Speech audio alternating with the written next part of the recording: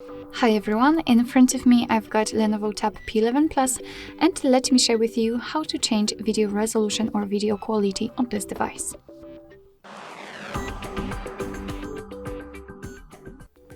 So first of all, we have to open the camera app, so let's do it.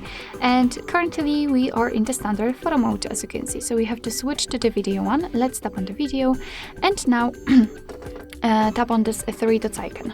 Now let's enter the settings, and as you can see right here, we've got the video quality for both cameras, so the front and the rear camera.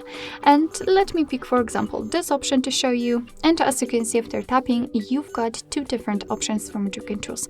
Currently, we've got 1080p option applied, or we can set it to 720p. So all you have to do is to simply tap on it, and as you can see, it will be immediately applied right here, which means that from now on your device will record videos in chosen quality. And of course the same situation with the front camera.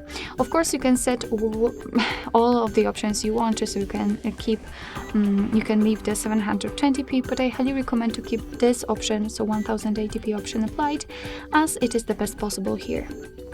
So basically that's all. This is how to change video quality in your Lenovo TAB M11 Plus.